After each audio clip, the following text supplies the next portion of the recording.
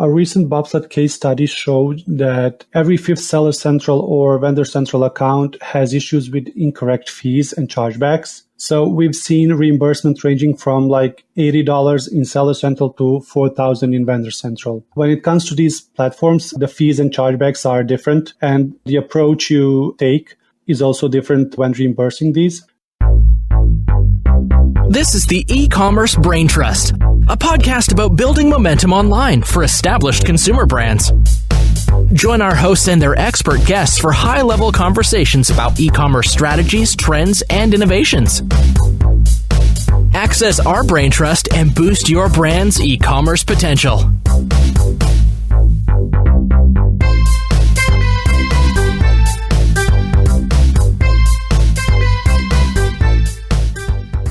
Hello and welcome back to the Ecommerce Braintrust podcast. I'm Kiri and I'm joined again by Julie. Hey, Julie. Hi, Kiri. How are you? Good. It's been a while since we've done one of these intros together. It has. Good to be back. So we have a little change of pace coming up on the podcast where previously it's been Julie and I tag teaming with interviews, and often we would come back and do an intro and recap together, and having different types of guests on the show and really experimenting with different formats. And what we've decided to do for the next few months at least is talk with more of our team members at Bobsled Marketing. These are the people in the trenches every day, managing client accounts, seeing what's going on with Amazon, looking at all the changes to terms of service and best practices.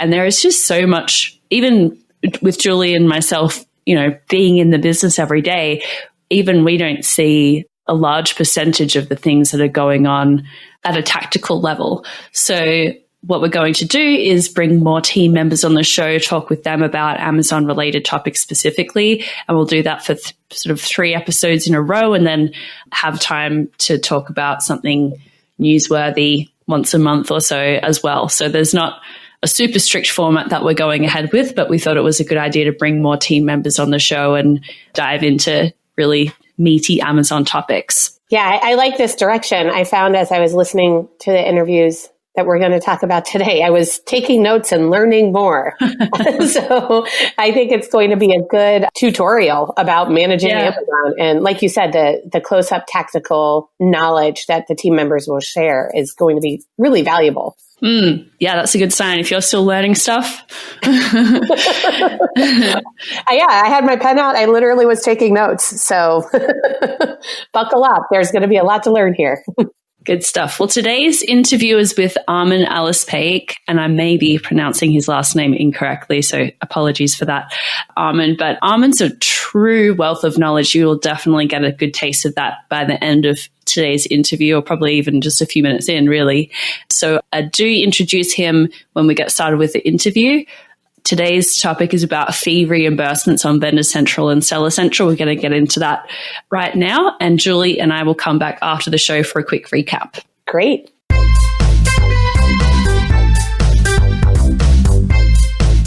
So I'm here today with Armin Alispaic. Welcome to the show, Armin. This is your first time. Thank you, Kiri. Very happy to join you today. So Armin joined Bobsled Marketing back in July 2016, so almost 2.5 years ago.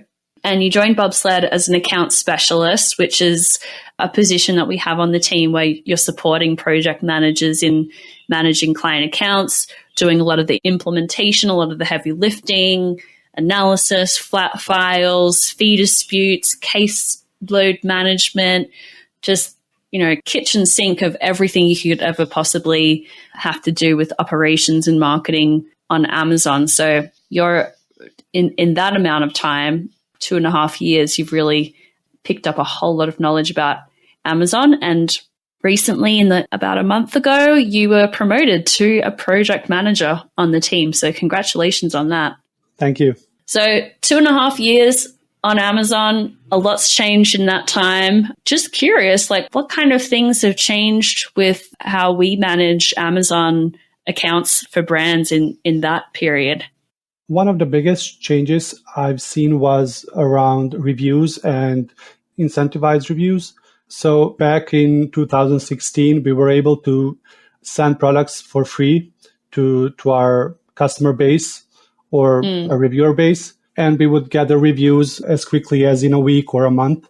And the product was already launched and it was set for success. But today we have to rely on other tools to get reviews, and it's kind of much harder to launch a product than it was before. Right, in terms of getting reviews right off the bat. Yeah. At least, yeah. Yeah, that was a very different time to now where, I mean, I get this question all the time, like how can we get more product reviews? And there is, unless you want to put your account and your brand at serious risk on Amazon, there's no other way except through just getting organic reviews through sales. And we know that way less than 5% of people actually end up writing reviews that bought a product. And then there's two programs that are run through Amazon and obviously sanctioned by them. And that's the early reviewer program on Seller Central and the Vine reviewer program on Vendor Central. And both those programs are, I would say, imperfect, but they're really the only way that you can get reviews legitimately today. It was a very different landscape back in 2016. Yeah, exactly. And Vine is a bit more expensive than it used to be. So it requires more investment than it used to be. Yeah. Well, today we are talking about a topic that should get our listeners' money back right away. So you're going to make money listening to this episode, or at least get back money that was rightfully yours from Amazon. And we're talking about fee reimbursements on Vendor Central and Seller Central.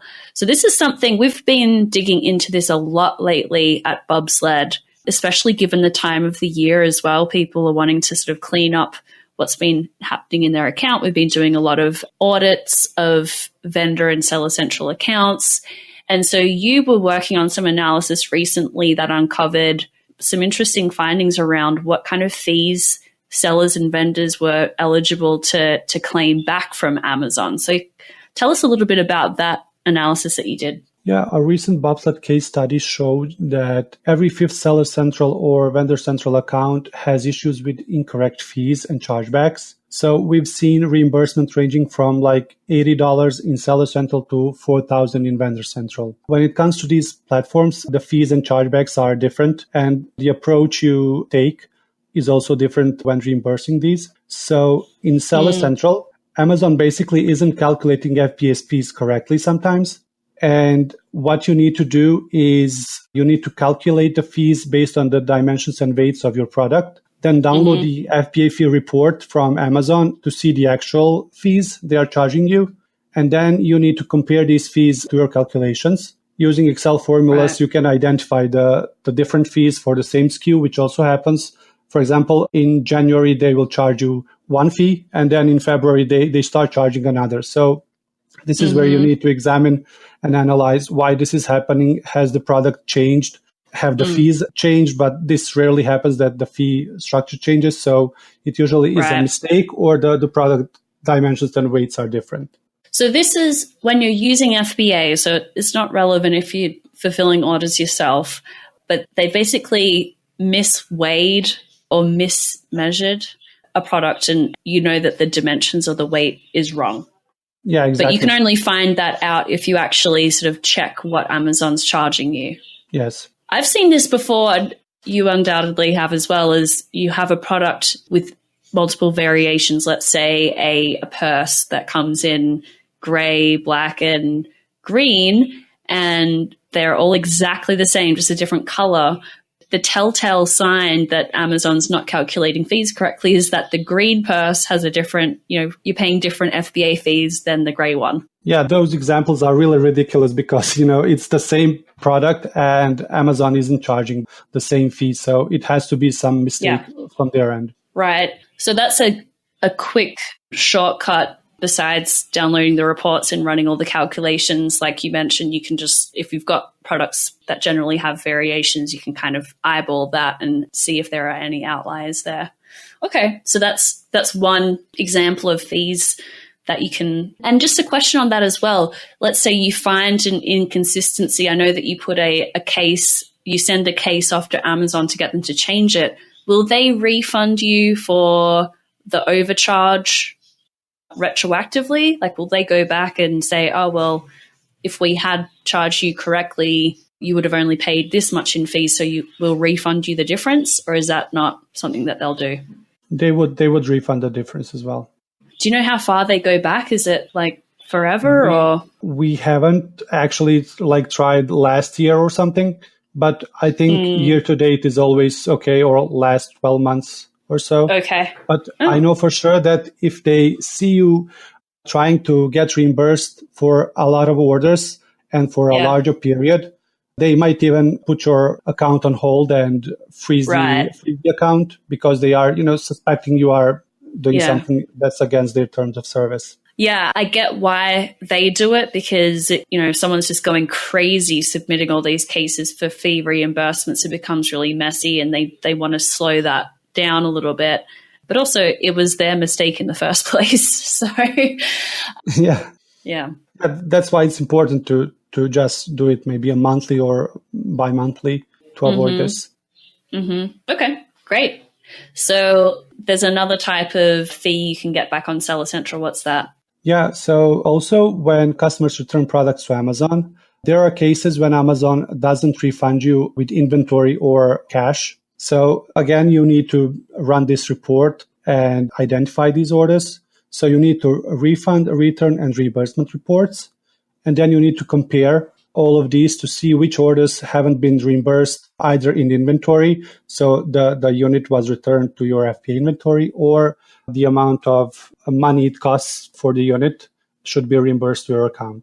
And we at Bobsled, again, use a systematic approach for this.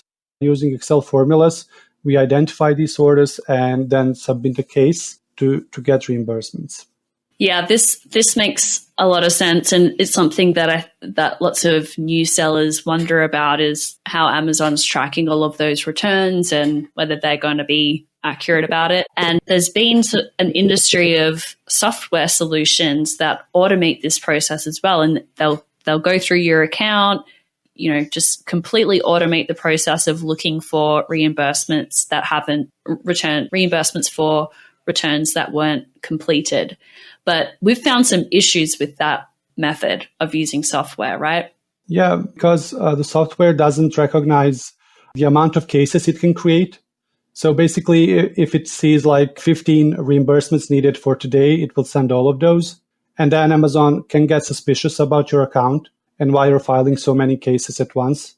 So it's much better to, keep monitoring and maybe keep the tool as a source to tell you which orders are suspicious, and then you create your cases on your own. Right. Because another issue here is that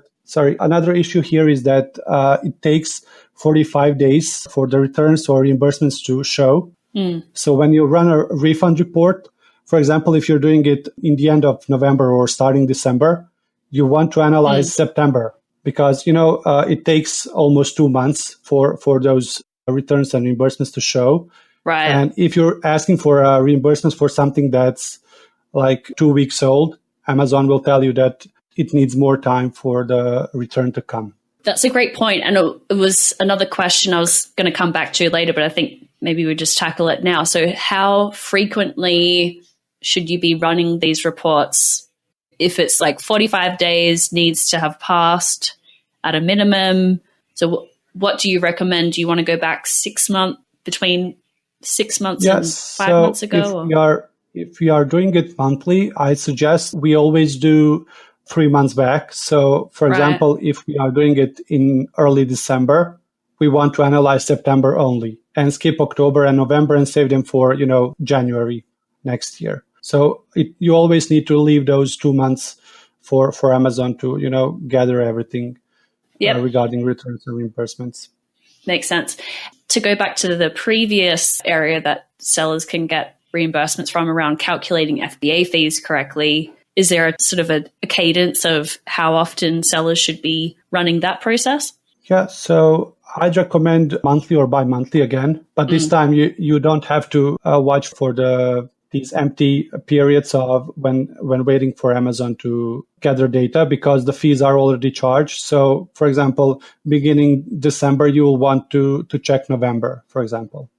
Okay, got it. Right. Okay, well, let's move on to the vendors. What kind of fees can vendors expect to get back if they're watching their account closely? Yeah, in Vendor Central, these fees that get charged to vendors are actually called chargebacks. So every mistake a vendor makes regarding shipment, packaging, labeling, anything related to purchase orders will be shown as chargeback in their vendor account. So there are two cases when the seller can actually dispute these chargebacks.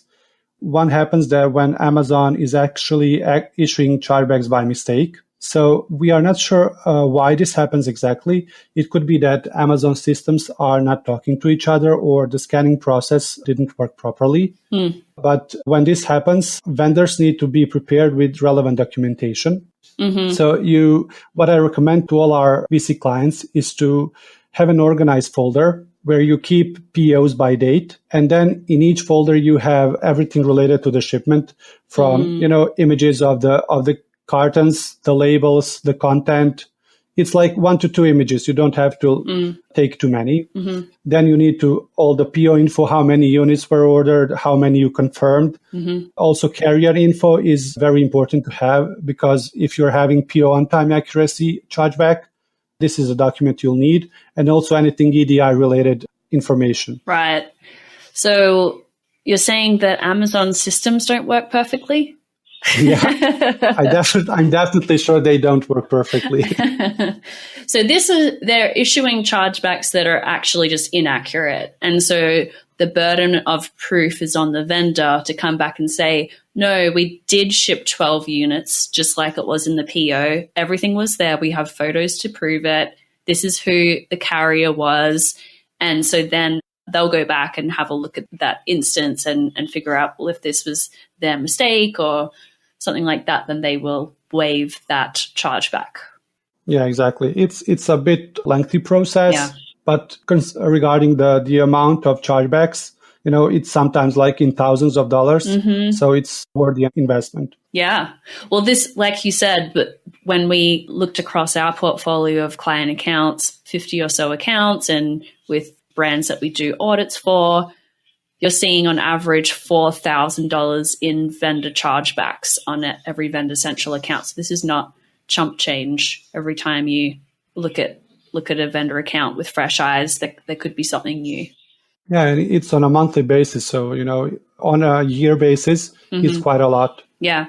So with the chargebacks being issued by mistake, how often should vendors be running that process that you mentioned and reviewing what chargebacks they can dispute? When it comes to Vendor Central, you're actually limited by time because you only have 30 days to dispute a chargeback. So if you're past that deadline, the chargeback becomes ineligible. Yeah. And so it's very important to do a check of your account on a weekly basis and see if you have any new chargebacks. Another thing I wanted to mention here regarding chargebacks is that they are sometimes charged automatically. This happens for example, a client is having issues with labeling week after week, and Amazon then automatically switches that ASIN to vendor prep, Amazon prep, sorry. Right. So this means that they won't even check. They will apply the chargeback and put the correct labels on the products. And if the client or the vendor in this case isn't aware of this, even when they do everything correctly, Amazon will charge them the chargeback because it's set to Amazon prep. Oh, interesting. And what you need to do here, is open a case with vendor support and ask them about the status of the ASIN. And then you want to know if the ASIN is set to Amazon prep or vendor prep. Right. And if you are sure that you can do the prep on your own, you need to switch it back, ask them to switch it back to vendor prep. So this could have originated early on as an issue with the vendor not actually packaging their inventory correctly or labeling it correctly. And Amazon, per category and per product type, has lots of different requirements for how something should be packaged and labeled with suffocation warnings and hazardous material warnings and where the barcode needs to be. And if there's an ASIN label, it needs to be over the barcode. And there's so many different rules. So it's easy to see why some vendors don't understand how to comply with all of those. But once they get things in order, you're saying that even once they do start prepping all of their inventory correctly, Amazon will still charge them for the prep fees, even if they're doing it properly. Yeah, in most cases, it will be switched to automatic. I've even seen that for one client who's doing like almost perfect operational metrics, and their ASINs have been changed to automatic. Not sure what triggered it, but it was a huge dispute we had to make. And finally succeeded, but we never found out why Amazon changed those ASINs to Amazon Prep. Oh, interesting. Because I was just going to say, well, this seems like a one and done kind of thing. Just make sure that all of your ASINs are set to vendor prep. But you just, like you just said, sometimes it just switches back randomly. Yeah, my recommendation here is that whenever you see a chargeback, just check if the ASINs are vendor or Amazon Prep. Okay. This is not something you can see on vendor platforms, so you have to ask support to tell you.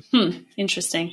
All right. Anything else to add for vendors around disputes? Yeah, so regarding dispute process, one of the things I always recommend is to group chargebacks by type. So, for example, if you have one PO and there are 20 chargebacks for prep bagging, you want to dispute all of those at once. So you don't want to create separate chargebacks for each unit, even though they will show in the chargeback list. You want to select them all and then click the dispute button. And you will just, in that case, write one dispute, and it will apply to all of the chargebacks you selected. Got it. Okay. Well, that seems pretty straightforward, actually. Yeah, also, it's very important to explain the issue. So when you are at the dispute page, there are bullet points that Amazon is asking you to read and comply with. So you want to read these carefully and provide the proof they ask for, and also explain everything that you've included in the dispute, every attachment, and also elaborate on the issue and why you think the chargeback should be reimbursed. Right. So what's the time frame around this? When can you expect to have the dispute sort of actioned by Amazon and get your money back? I've seen 2 weeks to take them the least and a month top. So 2 to 4 weeks, I'd say. Okay. And I also saw you made a note that you can only dispute the same chargeback twice. So going back to your previous point around make sure you explain everything and you have a good rationale and you explain the attachments and stuff like that. I guess that's why that explanation is important, because you've only got 2 shots. You don't get too many chances. So when you write a dispute, you want to make it as perfect as possible. Well, this is a really comprehensive overview of fee reimbursements and what vendors and sellers can both do to get their money back. I can definitely see what's been keeping you busy over the last 2.5 years, Armin. Yeah, especially with vendors. Well, I look forward to having you back on the show next week. We're going to be talking about Amazon's rules around some sensitive keywords and sensitive product categories. So look forward to having you back on the show next week. Thank you, Carrie. Looking forward to it.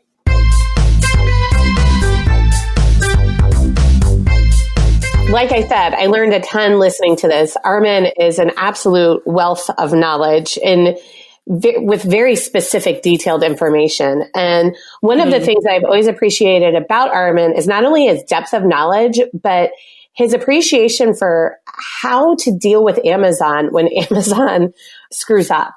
And he's very smart and methodical in his approach. And he often emphasizes the need to go about it slowly and not throw everything at the wall with Amazon, because that can backfire. And so he emphasized that when you're disputing FBA fees as well, that it's really important that you pace your case disputes, because if you try and dispute too many fees and go too far back and ask for too much money of your money that you're due back from Amazon will see that as a flag. And so really, I think when it comes to dealing with Amazon in every way, patience is key. And that piece of advice that Armin offered in terms of fee disputes really underscores that even further.